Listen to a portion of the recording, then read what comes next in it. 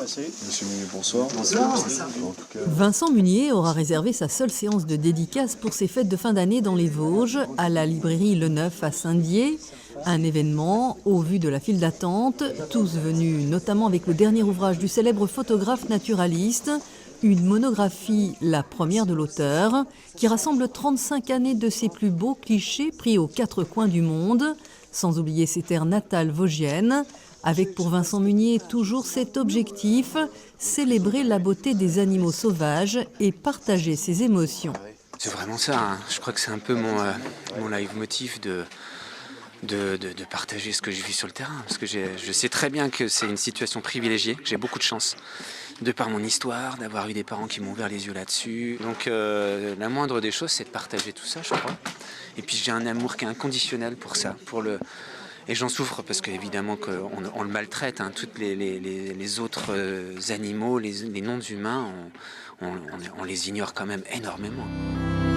Dans ses livres et ses films comme La Panthère des Neiges, Expédition avec l'écrivain Sylvain Tesson, film réalisé par Marie Amiguet, qui a obtenu en 2022 le César du meilleur documentaire, Vincent Munier a choisi d'éveiller les consciences.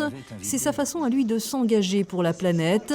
Les promesses et les discours de la COP28, très peu pour lui. Non, je ne l'ai pas suivi du tout. J'ai des amis qui y étaient, dont Heidi Sevestre, entre autres. Et ils sont dépités, évidemment. Ils sont dépités, c'est compliqué. Donc non, moi, j'ai pas suivi. Je fais à ma petite échelle, comme je peux. J'ai pas du tout les capacités d'être dans ce genre de combat. Franchement, moi, ça me détruit de l'intérieur. Je suis un doux rêveur. Je suis un contemplatif, un amoureux, comme je vous disais, inconditionnel des bêtes et des paysages. L'œil d'un albatros à sourcils noirs en couverture, le style épuré comme inspiré de l'art japonais, ne cesse d'émerveiller.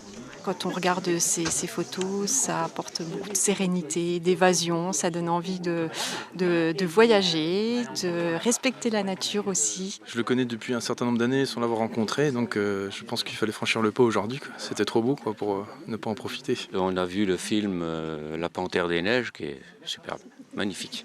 Et tous sont déjà à l'affût du prochain film. Probablement d'ici un an, ce sera naturellement une superbe histoire de transmission, celle d'un père qui emmenait son fils dans les forêts vosgiennes, là où tout a débuté.